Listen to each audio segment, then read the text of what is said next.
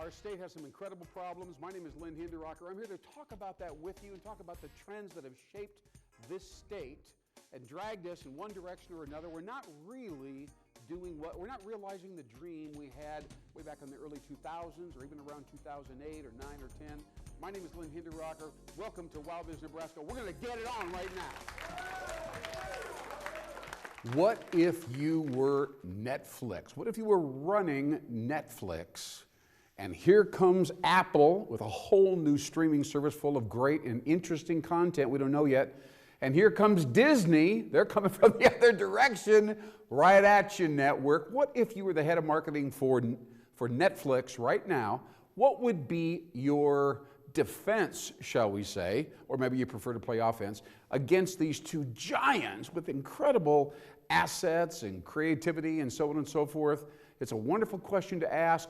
Throughout this show, I'm going to give you my phone number. I'm going to ask you to text me with your answer to that first question. What would you do to defend yourself and not lose market share, not lose millions of viewers to either Apple or Disney? All right, that's not an easy thing today. That's marketing warfare. And I am Lynn Hinderrocker. This is Marketing Warfare. This is WOWBIZ Nebraska. Thanks for tuning in. We've got lots of very interesting things. You know, I have to tell you real quick, I'm going to step back from the desk, step forward back here again and tell you this. A few years ago, we had a very similar show called WOWBIZ TV, just like WOWBIZ Nebraska. And I was watching it as being a cable cast in the local market. And I'm watching the show, and so on, I get a phone call. And it's a buddy of mine, very nice guy. I've known him for a number of years, and he says, Lynn, I'm watching the show. I said, well, thank you so much, Brian. I really appreciate that. He says, listen, I'm going to tell you something. I'm going to share this from the heart. And I thought, oh boy, here we go. He's going to make a constructive criticism. There's going to be something that I need to change or do or quit using my hands so animatedly. I don't know what it is. He says, here's the thing. He says, I enjoy when you interview people, different business executives and so on. He says, I enjoy that, and I learned something from that. But he said, to be honest with you, I learn more faster when it's just you, just sharing the ideas and the strategies and the programs and the history, the different things that you have to share. He says, I grab a piece of paper and a pencil when you're just speaking on your show. And he says, I just want you to understand that. And he says, I'm not telling you to not interview anybody anymore, but keep that in mind. You can carry the show. I really appreciate that. So it's a number of years later, and here I am. No guests tonight. We're going to talk about a lot of cool stuff. You might want to grab a piece of paper and a pencil or get your laptop out or whatever, because we're going to share a lot of neat ideas rapidly. But the first one, again, is my number. It's 402-208-5519. All right? I'd like you to put me into your contacts list and send me a text answering that first question, how you would protect the Netflix, we'll call it franchise, the massive number of viewers that they have, and not allow that viewer base to be diluted by Disney or Apple. What you think about that? I'm very interested. We'll report back, on the show coming up next in just a week or two. Now, let's change the whole scene for a second and tell you a little bit about a very interesting event that I participated in and helped steer to some extent.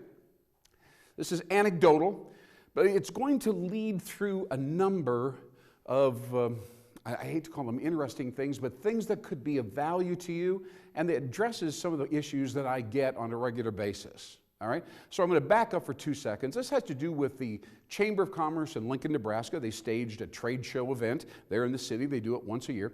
And I had worked with a group of people in developing a brand new transportation brand. The brand was called VanGo, V-A-N-G-O. Obviously, it had to do with a van and moving people and packages back and forth between areas here in the region. It was a very exciting idea, very graphical, beautifully dressed up vans and so on. And we were going to launch the brand in all its beautiful and graphical glory right there at this particular trade show. It's the first time it had ever been out in front of the public. This is months and months ago, of course. I was very excited about helping be my client, obviously, develop the booth and so on. But the key idea, we've all been to trade shows before. There's a lot of standing around, a lot of do nothing, a lot of gossip and chat. Sometimes they're not that productive for everybody involved, especially the vendors or exhibitors. I couldn't have that, of course. So we had to talk about this transportation brand. And I said, what is it really? What does it really symbolize, or how would you describe it? And we kicked that around a little bit. Everybody understands these kinds of conversations. They're very important and a little bit open-ended, of course. And I said, I think what it comes down to from a customer point of view is timely and precise movement. I think that's what a van that takes people to the airport and things like that, I think that's what it really comes down to, is timely and precise movement. And the client agrees. She said, that's right on the money. I said, how can we connote that or symbolize or demonstrate or illustrate timely and precise movement at this trade show, this place where we're going to launch this very important brand to this particular family and this company? Well, anyway, I said, you know who else has or is involved with timely and precise movement? And this is an interesting idea. It's a little bit out in left field, but think about a Tai Chi group. You've probably seen them before, or some kind of a power yoga group where they're moving, as you know, very deliberately, right? Very smoothly, very slowly, right? Very precisely. Obviously, it's all very deliberate, right? Very deliberate when you see people do this. It's kind of exciting, actually. It's kind of fun to watch. I said, let's find some Tai Chi groups or people that do that kind of thing, and let's pay them to come to the show and get set up in our booth area right there with the graphics and all the stuff that we have, and let's have them do this right there in the booth area. We'll videotape it if we can, and I think it would be very provocative.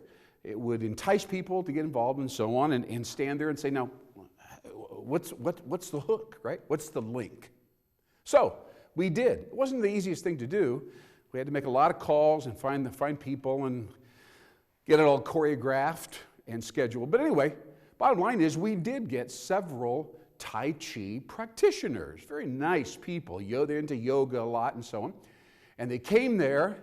Now remember, put yourself in a trade show environment. There's lots of business people kind of strolling around. It's a little bit noise. There's ambiance and different exhibitors and banners everywhere. We've all seen that kind of thing. And we brought these people right into the middle of the booth area. It was just a 10 by 10 booth, very small booth. And we got them going, right? And there they were, beautifully choreographed, right? And they're doing this and they're doing that. And I was there, and I would kind of narrate a little bit, kind of from the sidelines, and people were standing by. They would stop. It was attention getting, right? And they'd look at it and say, "What is this? What are they doing here?" I said, "This is timely and precise movement. That's what the product does. That's what the brand is all about. What these vans do, and that's what these people do." And you know what? They got it. People got it. So, oh, what an interesting way to illustrate timely and precise movement. I see that. I see the graphics. It all kind of goes together. Now, we did this all day long. We had people standing around the booth all day long, about a good 8 hours or so. And really, to be honest with you, and I don't want to overstate here, but there was very little action in the aisles in the rest of the show. In the rest of the show, there just wasn't much going on at any point, but there was always something happening in front of these booths. Very exciting. Now, people say, they use these phrases, right? Experiential branding. I'm sure you've heard that before if you're in the marketing areas. Experiential branding. What is experiential branding? I know what the brand is. I've seen a logo. I know what branding connotes. But experiential branding, right? Well, this is experiential branding, that particular example, because we're immersing people, right, in the experience, and then they're just trying to take a little bit of, trying to figure out what this means, the symbolism and so on, and then they have that aha moment, and they go, oh, I get it. That is so cool. We have this on video, by the way, if you ever are interested in seeing the details. But I just want to tell you, at this particular show, we did experiential branding. It was very exciting and lots of fun to do and very effective. Don't go to a trade show if you can't think of some way to be engaging like this. But that was just the beginning of my day in this particular place, in this particular show. So I was feeling so good about this, so confident. I was having so much fun watching people really enjoy this demonstration that I kind of wandered around the entire show, and I wandered over and I saw a guy standing. I think it was some big chain that sold office supplies or something, and there he was. There was a table, there was a nice banner behind him, and there he was. Nobody there at all. And he looked sad. It was really an interesting thing, you know. You don't expect to see a sad-looking person standing behind a table at a trade show, but he definitely was. So, without thinking, really, and this is a very important thing that you understand. I'm going to try to explain a psychological transformation here, and we'll do that right after the break. We'll go on a little bit further. I want to talk to you about the sponsors of this incredible show. The people who have stuck their neck out, and I want you to patronize the two sponsors, but we'll get to this very shortly. So I went over there to him, and I chatted with him real briefly, and I said, you know, and I launched into this, I'll call it a rant, okay? And it was about living your dream, right? It was about finding what it is that really gets you out of bed in the morning, the thing you fantasize about, the thing you've always wanted to do. It may not be there right now. You're wondering whether or not you'll ever realize that dream, you know, that thing that you thought about for years as a kid and so on and so forth. But here you are. Here you are standing here at the trade show, and nobody's coming, and why am I here, right? Why am I here? And I had this long talk with him about meaning and fulfillment in his professional life, and how to achieve that, and what it really meant, and what kind of risks he should consider taking, and actually the moral imperative, the moral imperative to pursue that dream. And I got to tell you, as I was visiting with him, he never interrupted me once, and he just kind of filled up. He was taking it all in. He really was. He knew I was sincere and passionate. I don't know why we were having this exchange. It was because I was so confident about the immersive branding at the previous booth that I seemed to just be, how do I say it, uninhibited. I was just saying whatever seemed right at the moment to whoever happened to be in my universe. And this guy, I felt so sorry for him, so I shared this with him, and he was lifted. He was lifted, and he really thanked me very sincerely. But I didn't want to pitch him on being his coach because I knew he didn't have any money. I didn't want to try to turn it into a money thing at that moment, so I thanked him so much and gave him my card, said, call me if there's any way I can help you down the road, and I left. I just left him alone there, but I guarantee you, he had a smile on his face. This guy had a smile on his face, a thoughtful smile as I walked down the aisle. There's more to this show, and there's more to my internal transformation that unfolded during this show. I'm going to talk to you about it in just a few minutes. But first, all right, I've skipped this, and I deeply regret it. Right off the bat, I just want you to know that Curzon Promotional Graphics. Now, I know you have heard of them probably. Curzon's been around a very long time. They're deeply respected. They do all kinds of signs and banners and graphics, huge and small. They have creative help there in their facility here in the Omaha, Nebraska area. Please look them up, Curzon, Curzon Promotional Graphics, outstanding firm. They were first on board with WOWBIZ Nebraska. And secondly, now I want to talk about my second sponsor. This is a very interesting operation, Alpha Tech One here in the Omaha, Nebraska area. You know, everybody has viruses, right? Everybody has slow computers. Nobody wants to talk about it. We procrastinate. Somebody fix this for me. What am I going to do? Who's going to fix this? How did this happen? You know, I didn't invest in the right this or that. This company will come to your home or your office, right, and get your computer. Pick it up, right? And then go fix it. Call you, let you know what the deal is. Fix it, bring it back, all right? Now, they're taking a page from restaurant delivery and grocery store delivery. It's an amazing thing, convenience in our society today, you know, but I don't know anybody in that industry that is going to that length so you can move on with your life to come and pick up your computer, fix it, deliver it back to wherever you'd like. That's an amazing thing. alphatech1.com. Please check them out.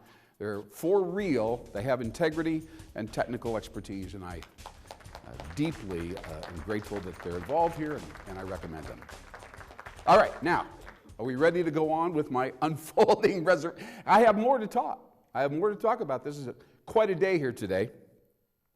So I had two very positive experiences. We had experiential branding, a little bit of Tai Chi going on, right? Then I went over and I had this incredible revelatory rant, I will call it that, with this gentleman who really seemed to be looking for some purpose in his life.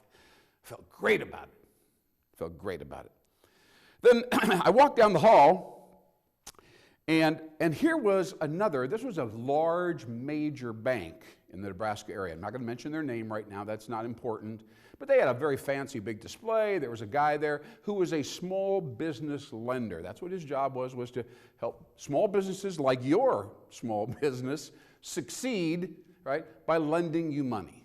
Now, we know there's many, many, many bankers out there that do this. It's a very competitive business. And to be honest with you, they all pretty much do the same thing the same way. I hate to say that, but I know it's a fact. They sit at their very fancy offices, they get on the phone all day, they make calls all day. That's pretty much it, right? And they try to make a proposal and be a little bit cheaper than the next guy. That's not the way the game should be played, by the way, in this era. There's a lot of things that these people could be doing to attract small business borrowers. I'm going to talk to you about one, and I approached this gentleman. We had a long dialogue. And I said, you know, if you want to write more business, you need to get in front of more potential business owners, right? Right. He says, yeah, we're always, we'd always like to have more people that we can talk to. I said, here's the thing. You guys, and that's not just your bank, you guys have a sales orientation. Now, we all know what the sales funnel is. It's broad at the top, and here it is down at the very bottom. And at the bottom is where the sales transaction takes place. Customization, personalization, the terms, da-da-da-da-da. Every salesperson feels good at the bottom of the sales funnel. They don't know much about the top. They don't know how to get people into the top of the sales funnel. That's the advertising guy's department or whatever. That's kind of how they think about it. And then in the middle of it, well, maybe they're involved some, but still that's a marketing, advertising function. They only want to step up when the customer or prospect gets to the bottom, says, okay, I'm going to borrow some money. Now it's just a matter of from who, right? So I said, you got to get out of that, man. You got to quit that. You got to get out of that pattern. You have got to consciously do some marketing or PR and get some people into the top of this funnel. Yeah, he says, I really do agree. We don't have enough of them coming down to the bottom. I said, how are you going to do that? He says, I have no clue. Nobody talks about it in our company. Nobody thinks about it. It's just the same way as it was 20, 30 years ago. I said, what if? Now, what are all these people that you like to talk to? What do they like, right? What are they looking for? Well, they want to be successful. And why aren't they successful? Well, they're technically good. They're electricians, they're contractors, they're people that do roofing. I mean, whatever it is, they know how to do that. They know how to do that. They're technically astute. But strategy, branding, positioning, personnel, staffing, investing appropriately in certain things and activities, they don't know that. Nobody ever told them how to do that. Nobody ever told them. I said, so what if you offered free training now to small business people in your market area? Maybe they come to your bank once a week and some other branch and so on and so forth, and you host them, right? And you provide training, you help them, you give them this invaluable knowledge and access to people that know what they're talking about, local experts and so on. And obviously, you're sponsoring it at the beginning, middle, and end. You stand up and say, by the way, if you like all this and you're improving and your business is growing, come to us. We will help you, right, with money and lending and so on. Great terms. Give me a call. That kind of short pitch. Meanwhile, back to the training. All right, so everybody was like, yeah, that's a great idea. That's a natural idea. He said, I mean, that's kind of, kind of common sense. I said, yeah. And I said, here I am. I can get that all started for you. I can be the trainer that you need. Maybe bring in a few other people as we need them. And but yeah, we can work together, and I can make you some money. You can obviously pay me to do that kind of thing. And it made all kinds of sense. And he kept on talking about it, and back and forth, and da-da-da-da-da. Now, this was a big meeting. I mean, we had a terrific dialogue in this environment. But as you know, trade show environments are places where people, they blue sky, let's put it that way, right? They get back to the office, their inbox is full, they forget everything that was said or even agreed upon at the trade show. It's very common. That's a very common thing. So I called him periodically. Yeah, that's a great idea, Finally, he confessed. He got real with me, right?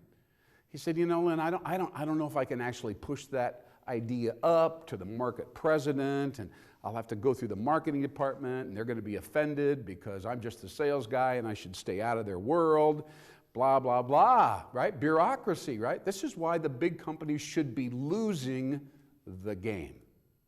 I really mean that very seriously. Small businesses should be nimble, fast, light on their feet to be able to move into situations and so on, while these big companies sit around and go, let's have a fourth meeting about this and see what we all think now, huh? All right? They should be losing market share left and right. That's not how it's going. It's not that way, but it should be that way.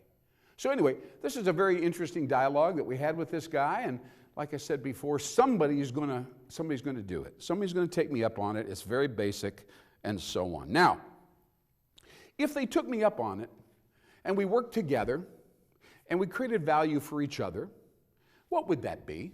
That would be, I'll jump right in, that would be organizational fusion. For the rest of the show, I want to talk about fusion.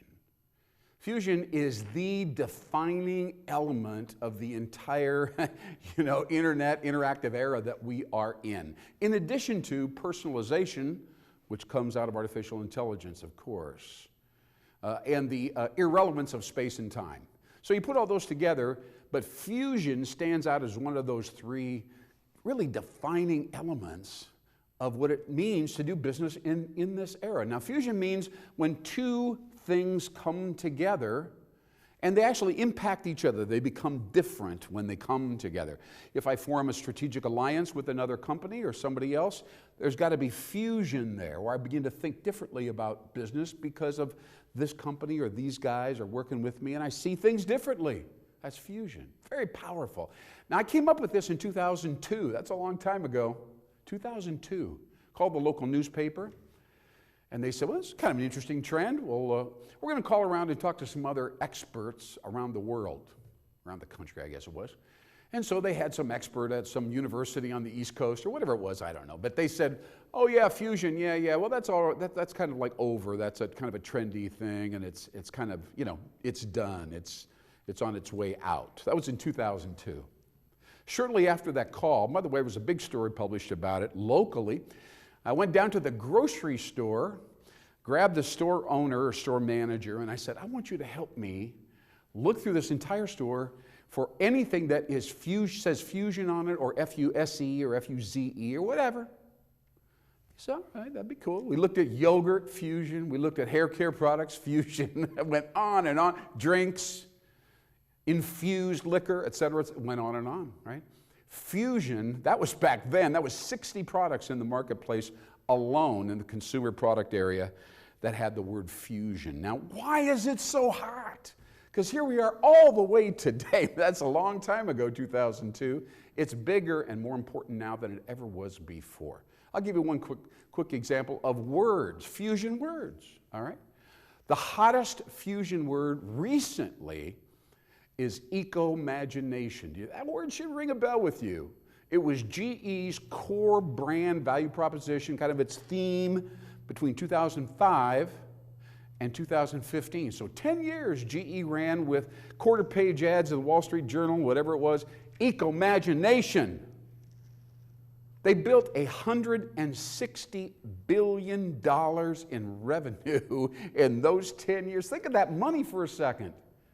$160 billion in sales in 10 years because of the word eco-imagination really did mean something. They leveraged it, they packaged it, they sold all kinds of renewable energy, all kinds of green and environmental turbines to airline manufacture. Oh, just incredible, just incredible. I'm going to tell you more about fusion on our next show. We're kind of running out of time. But don't forget, I'm going to tell you the story about Colonel John Boyd back in the 40s and 50s. He was really the guy that inspired this notion of fusion. All right, I'm going to tell you the next time, so don't let me forget to tell you. Colonel John Boyd and fusion, he was a fusionary. If you're a fusionary, that means you see a problem coming on the horizon. You kind of have a vision. You're kind of a visionary thinker, right? You might be thinking about that. That's why you're watching this show. And you're going, I think I can solve that problem by pulling this together and that together. These features. Think of the iPhone. It's a fusion product. Camera, music, phone, right? Many, many examples of fusion products, fusion messages, fusion brands in the marketplace. So that's our show for this week. A lot of cool, interesting things I want you to think about now.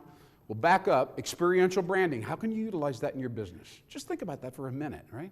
How can you immerse people in what your value proposition really is and have them enjoy it and kind of be entertaining and engaged in it and so on? Think about that. Not an easy thing to do. If you need some help at a trade show, you might want to give me a call or text me and ask me what you think you should do at your next trade show to be experiential, to be engaging. I'd be happy to provide some insight. 402, again, 208-5519. That's my text number. Text me. Tell me how you think Netflix is going to defend itself and defend its franchise against Disney and Apple. Tell me what you think about fusion. And if you know any guests that you'd like to have on this show, you'd like me to visit with, I'd be happy to do that, and I would appreciate your input and your advice. But I sure do enjoy sharing these secrets with you. I've worked for over 35 years in this theater, shall we call it, this arena. I'm having a ball sharing strategic advice, opportunities for you to adapt and change to this fast-changing marketplace. It's exciting, it's fun, but you got to be willing to act. You got to be willing to act. It all starts with the action.